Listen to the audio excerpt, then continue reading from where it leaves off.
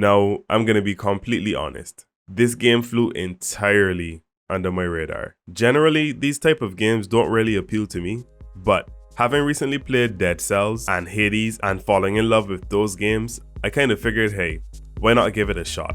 And you guys are gonna see how that went. But yeah, today I played Risk of Rain 2.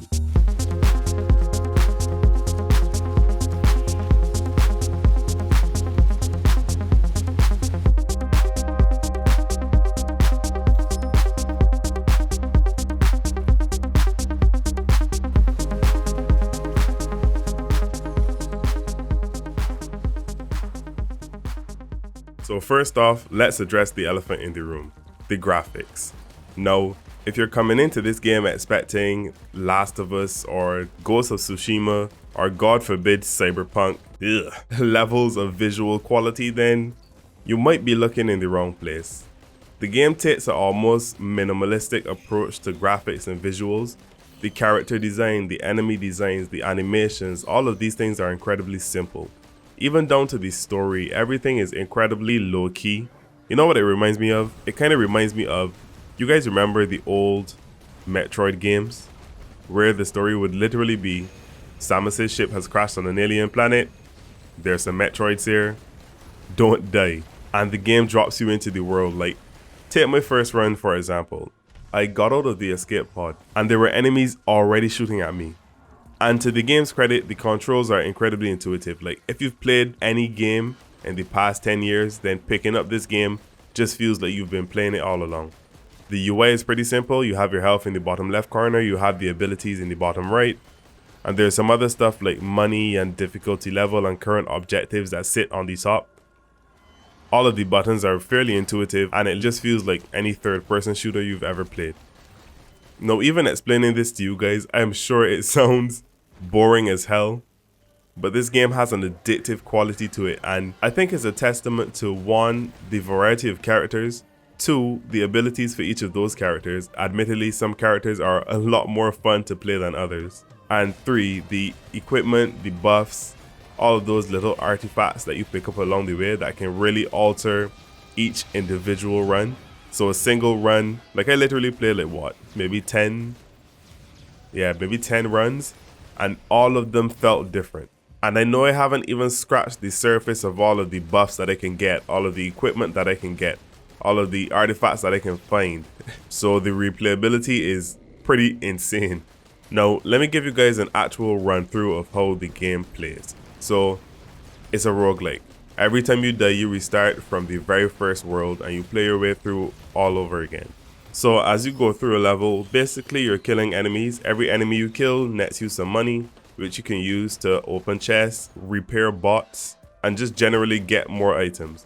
There are also crafting stations scattered around the map. Each of these crafting stations can turn one of your current items into another item. So you kind of have to choose what you want to swap out. And because so many of the buffs are actually pretty damn good, like, it's really hard to choose, okay, do I want to lose this for this, or do I want to just keep this and do without? So as you go through each level, gathering up money, gathering up buffs, getting a whole bunch of repair bots on your side, all of these different things, you can become pretty damn powerful. But each level ends with a teleporter, and this teleporter transports you to another level. But the catch is obviously once you hit the teleporter, then it spawns a boss enemy. Now, for the most part, these boss enemies are pretty fucking tough, alright? They're gonna kick your ass. Especially if you haven't leveled up to match the current standard of the level. Because not only does it spawn the boss, but it literally spawns a whole mob of enemies with him. And sometimes just fighting that mob of enemies is way harder than actually fighting the boss. And a lot of the bosses so far are pretty damn creative. Like, I was fighting this giant jellyfish one that absolutely wrecked me. And then there was a magma earthworm, I guess. I mean, watch any playthrough and you guys will see. The variety of enemies and the variety of bosses and the creativity is pretty damn cool.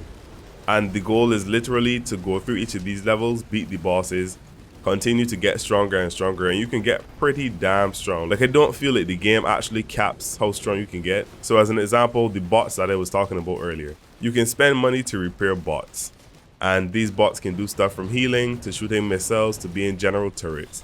And I was going through, well, my bots kind of glitched out on me, but getting stuck in this one particular wall. But if your bots don't get stuck in the wall, you can have several of them at once. I think the most I ever had was maybe 6 or 7. There were like 3 repair bots, 2 of the rocket bots, and then a couple other regular bots. And I was just absolutely tearing through the enemies, like just absolute destruction. And also, as you go through the level, you can do like different challenges, and different challenges unlock like new characters. And again, each of these characters has their own special abilities that you can use to kind of shift the playstyle entirely. So each character that you unlock can dramatically shift the way that you play the game. Or even if it doesn't dramatically shift it, it's fun enough and different enough that it just feels unique to what you played before.